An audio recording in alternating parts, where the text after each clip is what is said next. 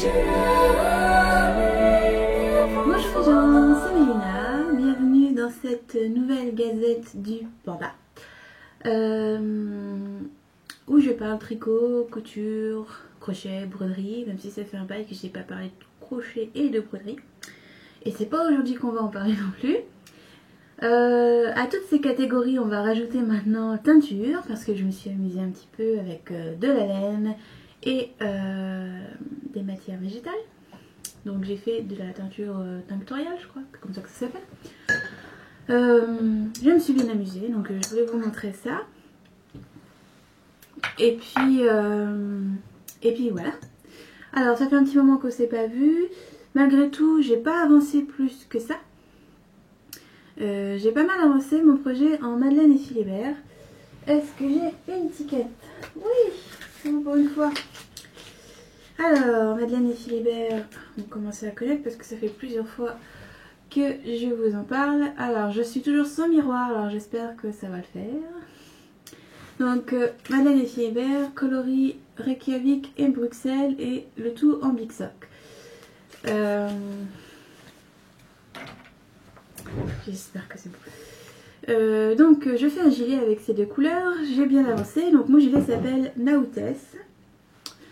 Ou Nautes, vous le dites comme vous voulez, mais bon, normalement ça se dit Nautes.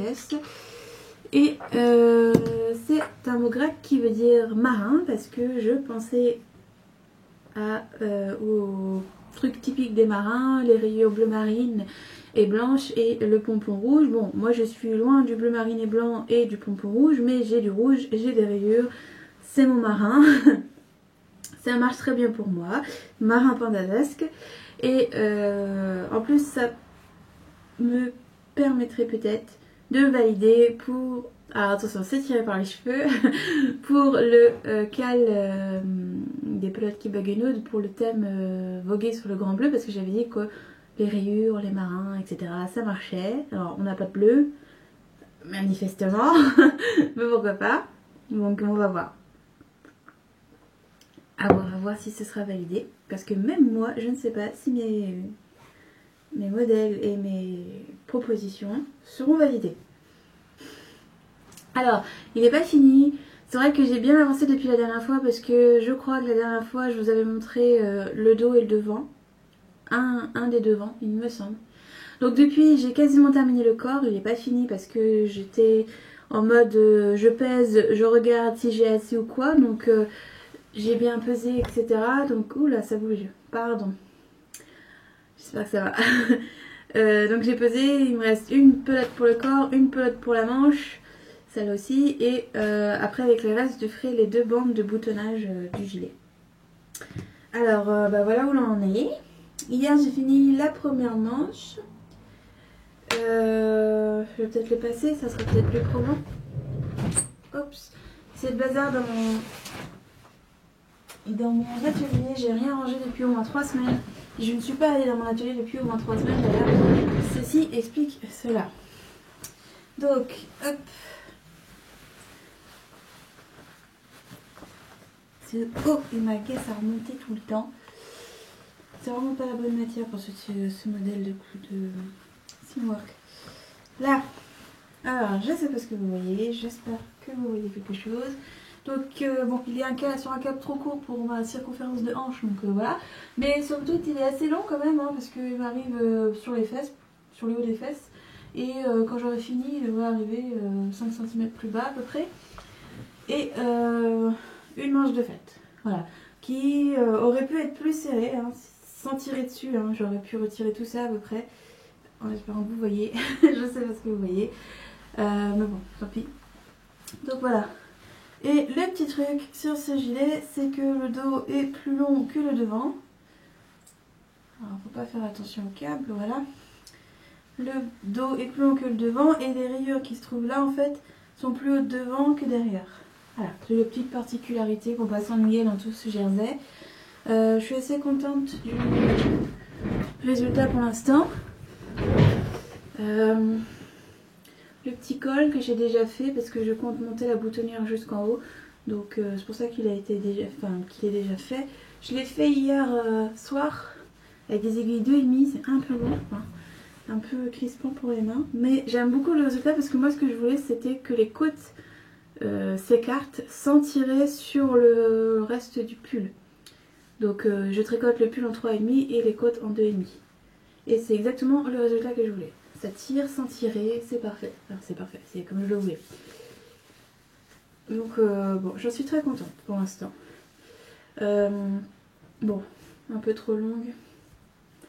C'est dommage, je sais plus me faire des manches en ce moment, je sais pas pourquoi, j'y arrive pas. Donc il me reste une manche, la fin du corps, les pattes de boutonnage et on est bon. Donc la prochaine fois, normalement, je vais me terminer. La prochaine fois, normalement, il sera déjà en test. Donc au niveau de la laine, la couleur est vachement belle. Hein. De toute façon, j'avais cliqué sur ces deux coloris. Je crois que la lumière est dégueulasse aujourd'hui, donc vous verrez pas grand chose de la couleur, mais pour Excel est super beau, un joli... alors pour moi c'est du rouge, un beau rouge foncé qui tire sur le marron avec des nuances plus claires, et Reykjavik qui est un gris parsemé de jaune et de touches gris foncé, plus ou moins foncé selon les chevaux, parce que là par exemple c'est mon premier écheveau, j'ai des grosses touches de gris foncé, très foncé, et sur la manche c'est le deuxième écheveau, et là les touches de gris foncé sont beaucoup plus claires, pas du tout le même. La seule touche de gris foncé que j'ai sur celle-là, c'est ça a commencé au niveau du poignet, donc c'est assez tardif, et non, c'est dommage. Mais c'est pas grave, la couleur elle semble quand même similaire, on voit pas la différence. Enfin voilà, moi je le vois, mais je pense que quelqu'un qui ne le sait pas ne le verra pas. Donc vraiment chouette à tricoter cette laine. Attention, donc c'est de la Big Sock que j'utilise.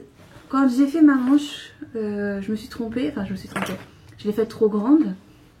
Je sais pas, j'ai peut-être les bras qui ont dégonflé. C'est vrai que ces derniers temps j'avais les bras très gonflés et là ils sont dégonflés, donc je sais pas. Donc elle était trop grande, donc j'ai dû la défaire et recommencer la répartition. Et vous pouvez voir que mon jersey il est pas très propre, il gondole. La laine avait déjà commencé à marquer la maille alors qu'il n'a jamais été lavé, mouillé ou quoi que ce soit. Donc Mettavie que c'est une laine qui marque très bien la dentelle. Et que du coup pour un châle ça doit être pas mal s'il y a de la dentelle ou un motif ou quelque chose. Elle doit être vraiment sympa à tricoter et à bloquer en fait. Elle doit vraiment bien tenir dans le temps, parce que pour marquer alors qu'elle n'a pas été lavée, et que bon la manche je l'ai tricotée la première fois jusque là à peu près, j'ai vu que c'était trop grand donc je l'ai redéfaite, et c'était en 2 jours quoi, donc je l'ai pas laissé traîner quelque part pendant 3 semaines, un mois, pas du tout, 2 jours. Donc aussitôt, enfin dès que j'ai vu que c'était trop grand, je l'ai défait aussi sec, et puis voilà. Donc bon. Faites attention à ça si jamais vous laissez vos encours traîner trop longtemps et que vous le redéfaites après, ou que vous cherchez justement une laine qui marque bien. Je trouve qu'elle est vraiment pas mal. J'ai fait la finition en côte torse parce que je veux envie. Pour une fois, ça change. D'habitude, je fais des côtes normales parce que je préfère le dessin, mais là, j'avais envie de côtes bien marquées, donc voilà. Bon, c'est vraiment dommage qu'elle soit trop large. J'aurais bien aimé qu'elle soit un peu plus... Bon, voilà, il y a à peu près ça trop. Ça aurait été mieux. Mais bon, c'est pas grave, comme ça je pourrais porter des t-shirts à manches longues en dessous, ça me gênera pas. Et puis de toute façon, il y a bien une chose que je déteste sur les manches, c'est quand ça tire là au niveau du gras du bras, c'est vraiment pas beau. Donc, et je vois que ça, quand je le porte après, ça m'obsède, et du coup j'arrête de porter le gilet. Donc je préfère que ce soit trop grand que trop petit. Bref, bientôt terminé. Donc comme vous pouvez le voir, j'ai avancé ce gilet là, et du coup j'ai pas avancé celui qui est sur mon mannequin, mon mois de chocolat, tout simplement parce que comme je l'avais dit, j'avais 3 écheveaux, il m'en reste 2, j'ai pas fait les manches, il me reste tout le corps à faire, et je tricote en 3 mm, donc ça demande plus de laine, et même si le corps sera beaucoup moins long que celui-ci qui est tricoté en 3,5, j'avais un peu peur d'être en manque. Donc ce que j'ai voulu faire, c'est tricoter celui-là d'abord pour voir à peu près quel métrage j'utilise pour chaque partie, et me dire que bon voilà, si je veux des manches qui vont jusque là pour ce gilet là, il me faudra 35 grammes pour chaque manche, et du coup il faudra que je garde 130 grammes, 120 grammes pour le corps et 10 grammes pour les boutonnages, enfin l'encolure et la bande de boutonnage. Donc c'est toute une histoire de calcul, c'est pour ça que c'est pas celui que j'ai fait en premier, parce que je voulais être sûre de mon coup avant, avec l'autre gilet,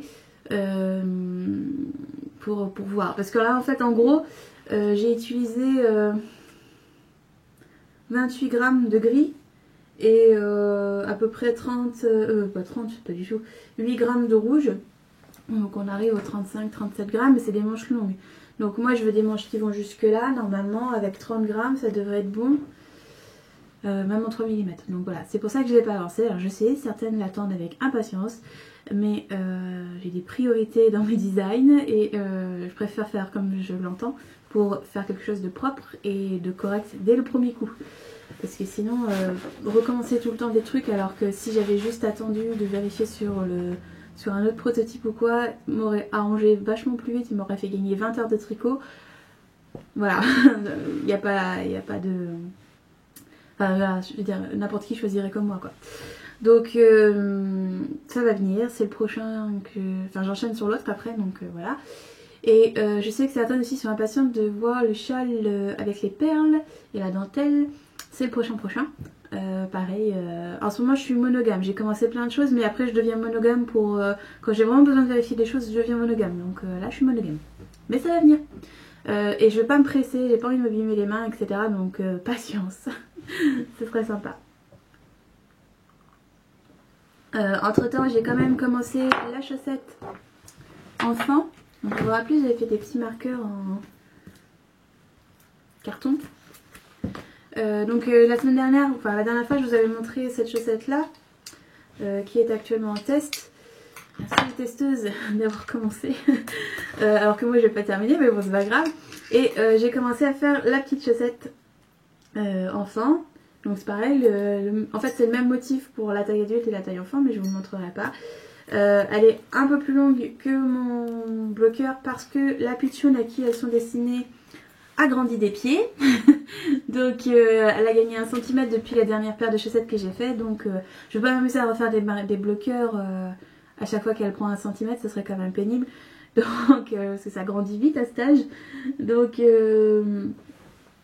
bon, ça fera l'affaire. De toute façon, l'important c'est que ça soit bloqué en largeur et pas en longueur. Donc tout va bien. Donc voilà, c'est tout ce que j'ai en tricot qui a avancé depuis la dernière fois. Je crois. J'ai cousu absolument rien. J'ai même pas terminé le projet que je vous avais montré la dernière fois. J'ai pas le mojo couture là, il est reparti loin. Il reviendra bientôt parce que j'ai trouvé mon dernier legging. Enfin, j'ai trouvé pour la 10e fois mon dernier legging et au bout d'un moment, je ne peux plus repriser. Donc je ne reprise plus, je jette. Donc là, faut que je m'y remette.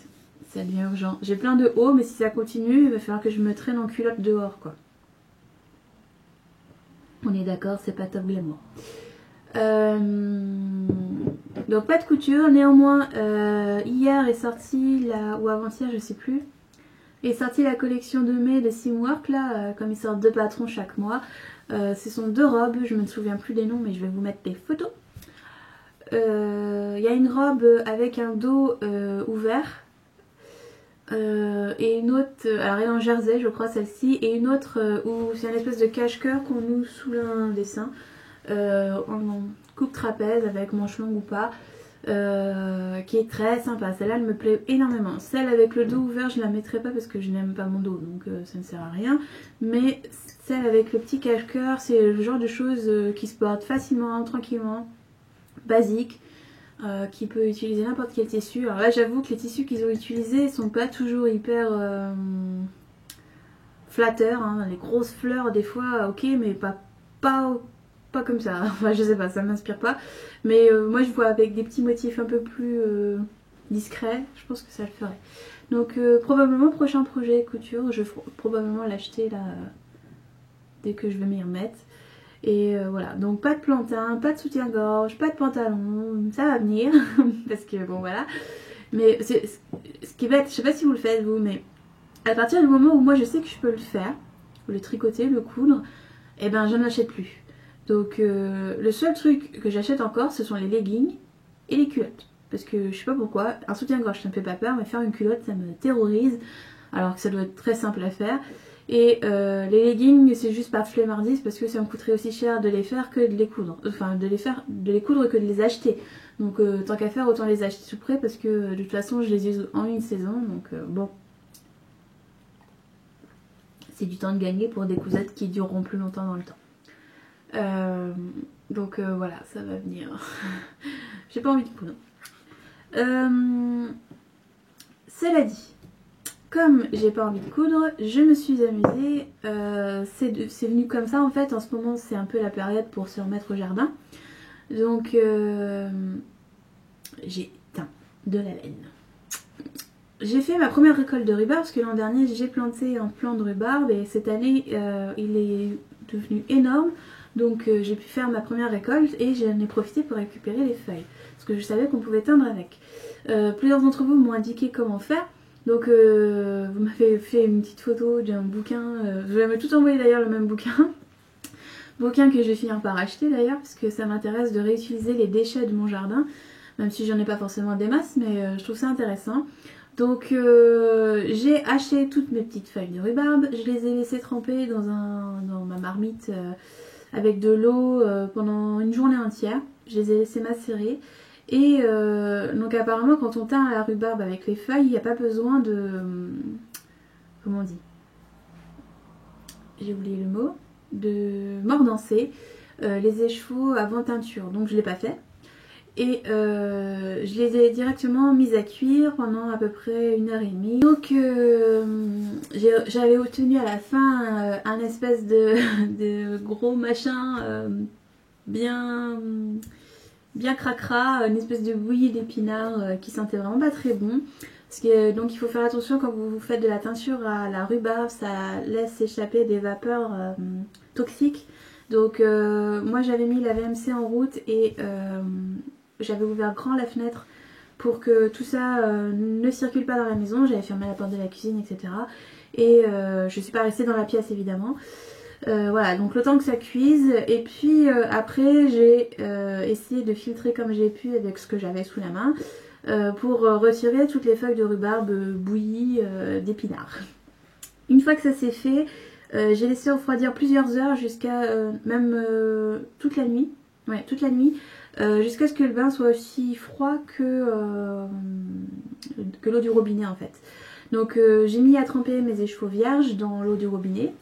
Je les ai laissés, je sais pas, tremper 10 minutes, quelque chose comme ça, histoire que ce soit bien plein d'eau, bien mouillé partout. Et je les ai trempés dans la marmite et j'ai remis à cuire à peu près 1h30. Donc pour le premier bain, j'ai obtenu ceci. Alors, je sais pas ce que vous voyez, je suis pas sûre que ce soit la bonne couleur. Dans le pire des cas, je remets des photos.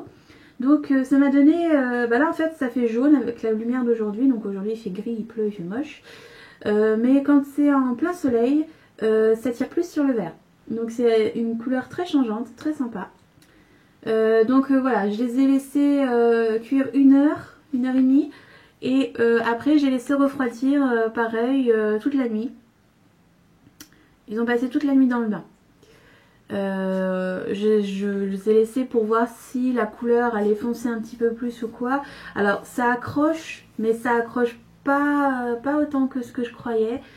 J'avais vraiment un vert presque kaki en fait quand ils étaient dans le bain, et dès que je les ai mis dans l'eau, ça a dégorgé, et j'ai obtenu ça au bout du 3e rinçage. J'ai mis un bon verre de vinaigre blanc, des fois que ça fixerait la couleur, et j'ai rincé encore 2 fois. Donc voilà, et comme j'ai une marmite qui apparemment est un peu petite, je ne pouvais mettre que 2 échevaux. Donc ça c'est de la... c'est pas de la Sport, c'est pas de la DK, c'est de la Worsted, je sais plus. C'est Worsted qui est après DK. Enfin bref, c'est de la grosse laine, 200 mètres au 100 grammes, quelque chose comme ça. Donc j'en ai deux de cette couleur là. Mon bain était encore très vert, donc je me suis dit je vais essayer d'en faire un deuxième bain. Donc j'ai retrempé de nouveaux échevaux et j'ai obtenu ça. J'ai fait la même chose, hein, cuisson 1h30.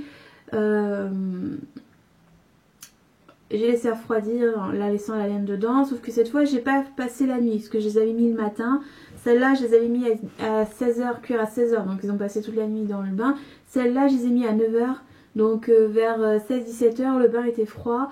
Et parce que ça caille chez moi, hein, donc ça refroidit très vite les trucs. Donc c'est l'avantage de se les cailler. Et voilà, c'est très très clair. C'est à peine teint. On pourrait croire que c'est à peine teint, mais c'est bien teint. Avec quoi je pourrais vous montrer la différence. Hop. Viens là toi. Donc là c'est de l'Alpaca Drops, c'est la couleur de la laine que j'avais à peu près au naturel. Donc voilà, je sais pas si vous voyez la différence l'une à côté de l'autre, surtout avec cette lumière. Mais celui que j'ai teint en fait il est jaune, jaune vert très très pâle. Donc c'est très très très très très subtil. Hein. J'étais un peu déçue j'avoue. Parce que quand je les ai sortis de la marmite, ils étaient vraiment verts, ils étaient comme ça, mais je savais que ça allait dégorger et que ça allait s'éclaircir. Mais pas autant, donc voilà ce que ça donne, les deux. 11 millième coupure, je suis désolée, je crois que ma batterie elle est en train de lâcher, il va falloir que je le remplace l'appareil ou la batterie, il va falloir que je fasse quelque chose. Donc comme je disais, les deux vont très bien ensemble, hein, parce que de toute façon ils sont issus du même bain, donc quelque part ça peut ne faire qu'un beau dégradé. Et il se trouve que dans mon stash, j'ai de la cascade Yarn Evers, qui fait la même longueur, la même épaisseur et qui peut potentiellement aller avec pour faire un espèce de dégradé. Donc j'en ai pas mal de la cascade comme de cette couleur là, j'en ai 5 ou 6 écheveaux et là j'en ai 2 de chaque. Donc je me dis que je pourrais probablement travailler ces 3 couleurs ensemble et en profiter pour faire de la brioche bien épaisse, bien moelleuse. Parce que de toute façon c'est du 100% laine, donc c'est pas très doux, c'est pas, même si bon moi ça me gêne absolument pas, mais pour des peaux fragiles je pense que ça n'irait pas du tout. Mais voilà, je pense que ces trois là iraient très bien ensemble, et travailler en brioche avec ces deux couleurs là d'un côté et cette couleur là de l'autre, comme la brioche c'est réversible, bon, plus ou moins, je trouve que ça pourrait être sympa.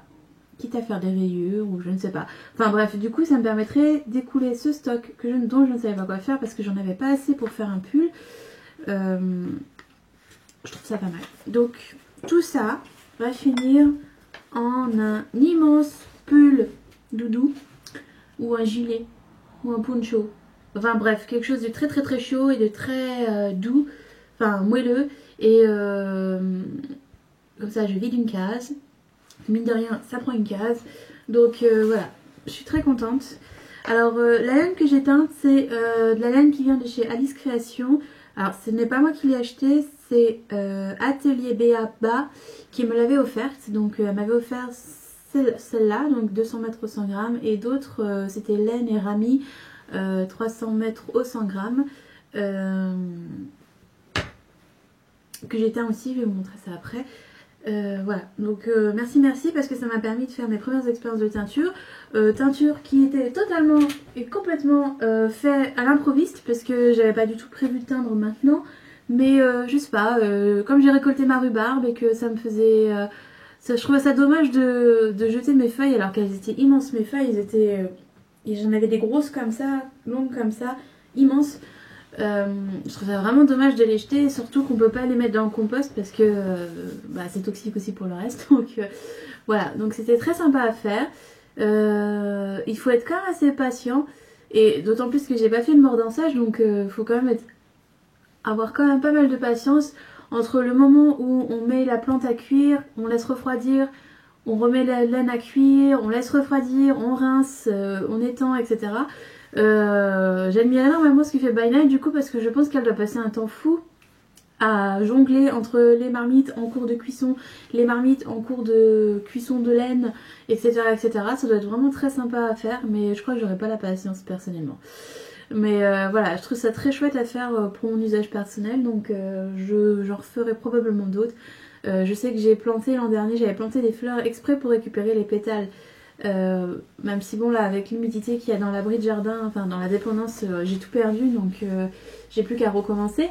Mais on pouvait obtenir un bel orange bien flash avec, et donc j'essaierai probablement, je vais en replanter cette année et puis je récolterai comme ça au fur et à mesure. Mais voilà, c'est très très intéressant à faire. À voir si je vais pousser un peu plus sur la tinctoriale ou si je veux m'amuser aussi avec les colorants Clean Shader ou Dillon ou plein de choses comme ça. Enfin bref, j'ai envie de m'amuser. Suite à ça, comme j'étais bien partie, hop, j'ai remis tout de suite à cuire mon bain d'oignon. Donc il était 18h, c'était vraiment pas l'heure de mettre un truc à cuire parce qu'il fallait faire à manger, etc. Et je me suis dit, ah c'est bon, tant pis, de toute façon, ça fait 2 jours que j'empeste la maison avec ma rhubarbe, l'homme n'a rien dit, donc vas-y, empeste avec l'oignon, c'est le moment jamais. Donc j'ai, je vous avais parlé de 3 écheveaux de fingering que j'avais acheté chez Laine Amourée, donc c'était la couleur du jaune au soleil, un jaune très très très flash, très, c'était pas néon mais c'était vraiment très trop lumineux. J'aimais beaucoup mais je me voyais pas le porter. Donc j'avais fait le test avec l'échantillon que j'avais tricoté justement pour tricoter la laine. Attendez, je retrouve. Voilà. J'avais mis 5 grammes d'épluchure d'oignon à cuire et j'avais attendu que ça refroidisse et j'avais laissé tremper mon échantillon. Donc j'avais obtenu ça. Un jaune orangé, pas spécialement beaucoup plus foncé que... Enfin pas spécialement aussi foncé que ce que j'attendais, mais j'avais pas mis à cuire l'échantillon, j'avais juste trempé l'échantillon dedans et laissé teindre comme ça pendant 1 heure. Donc ça m'avait plu, je me suis dit qu'au moins ça permettait d'atténuer ce flash, ce jaune flash, et que ça me convenait parfaitement comme couleur. Donc j'étais arrivée à 90 grammes de pelure d'oignon en 6 mois. Puisque j'ai commencé juste un peu avant que ma belle-maman vienne nous visiter.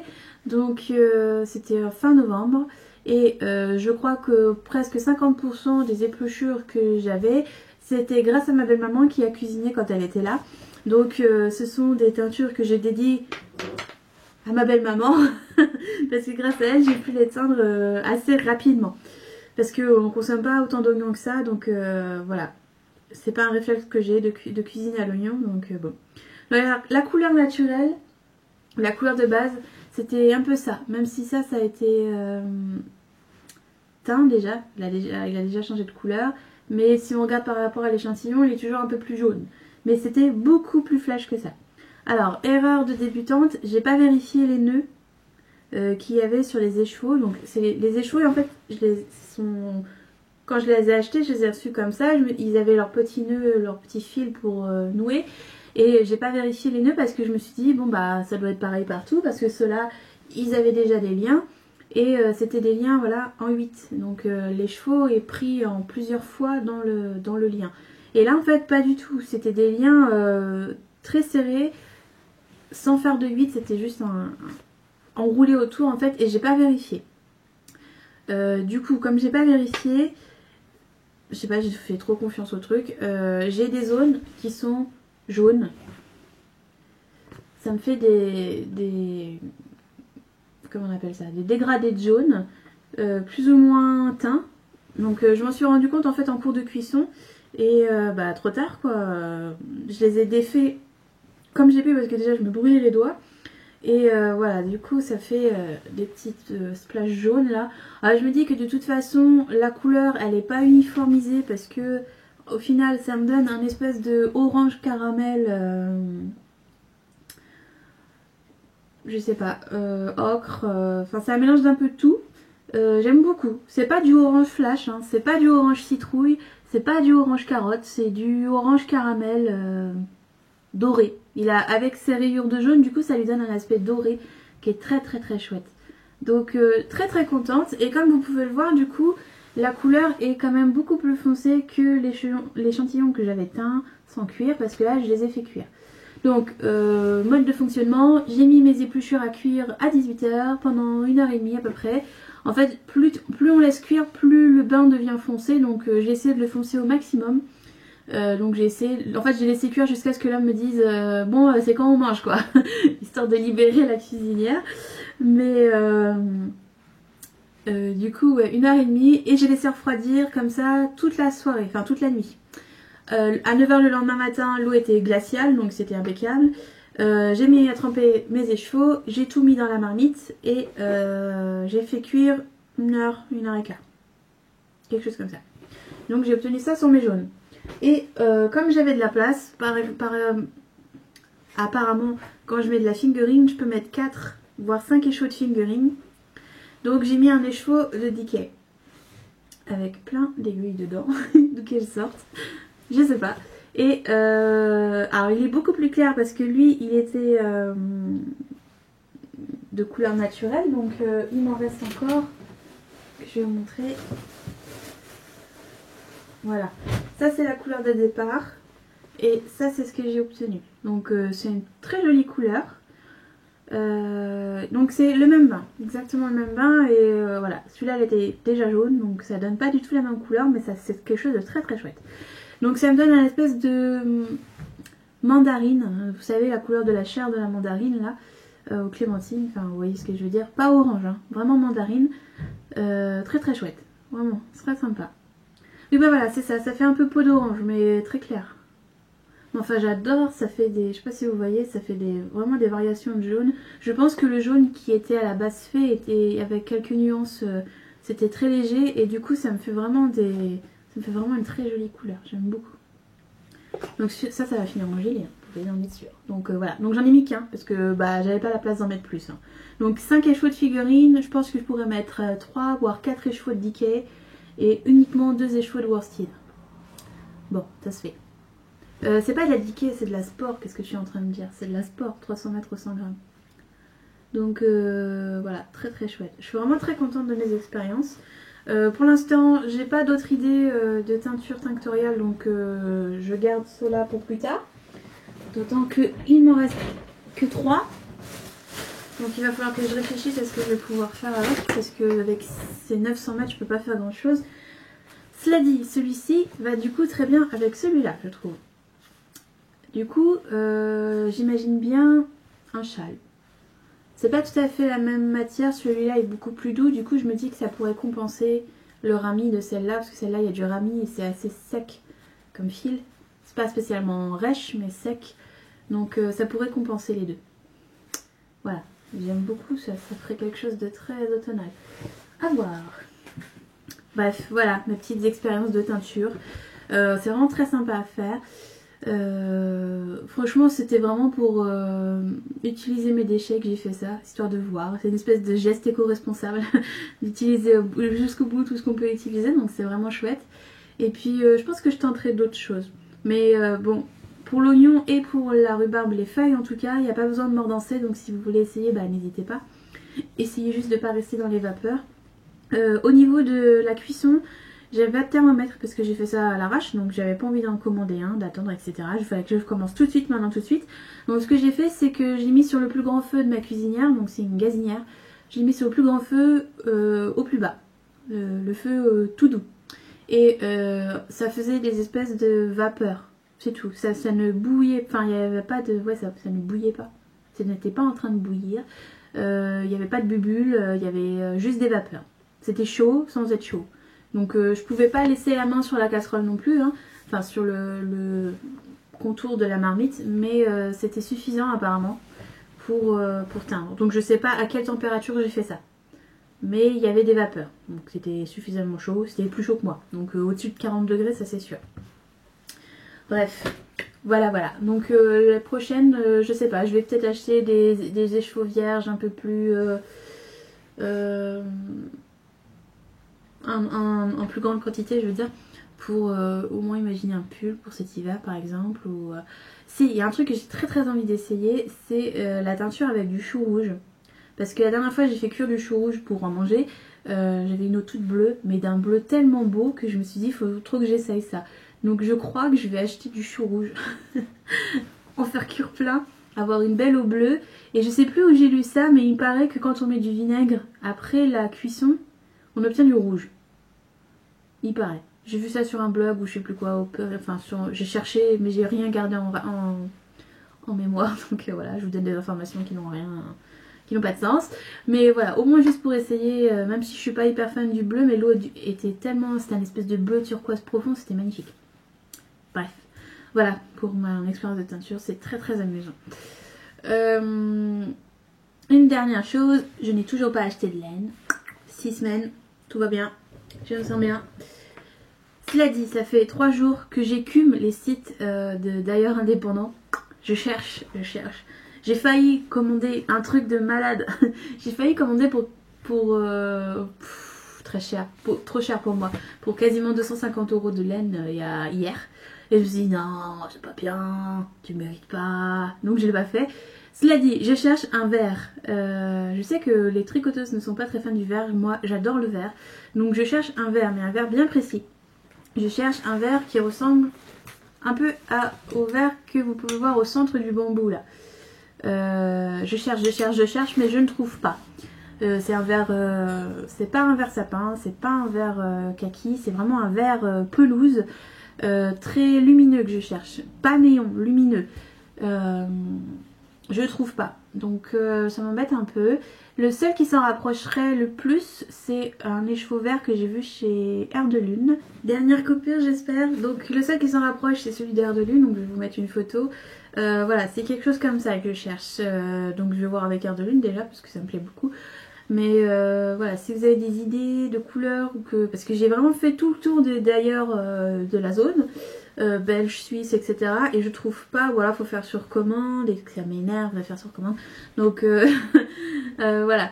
Mais ouais, ça fait 2-3 jours que je tourne, je vire, je n'achète rien, mais j'ai des paniers pleins à chaque fois. D'ailleurs, en parlant de paniers pleins, les écheveaux devraient revenir, les nouveaux écheveaux devraient revenir sur la gazette parce que je suis forcée de perdre du poids.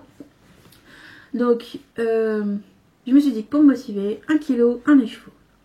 Budget 1000 € hein, du coup, parce que j'ai beaucoup de kilos à perdre. Mais comme je ne veux pas les perdre en 3 jours ni en 2 semaines, ça devrait le faire niveau budget. Et puis comme ça va me motiver. Donc il devrait y avoir des nouvelles laines bientôt parce que ça y est, c'est parti, c'est mon kiki, on y va. On court. Et ben non, c'était pas la dernière coupure, donc dernière coupure. Maintenant, je vous dis au revoir parce que j'ai l'impression que je vais pas réussir à finir ce podcast. Donc voilà. Plein de bisous, bye bye, prenez soin de vous, bonne fin de semaine, bon long week-end parce qu'il y en a encore un et ça c'est cool. Donc voilà, on se retrouve là, dans 15 jours je pense avec 1 ou 2 kilos en moins et 2 nouveaux écheveaux à voir. Plein de bisous, bye bye, à plus.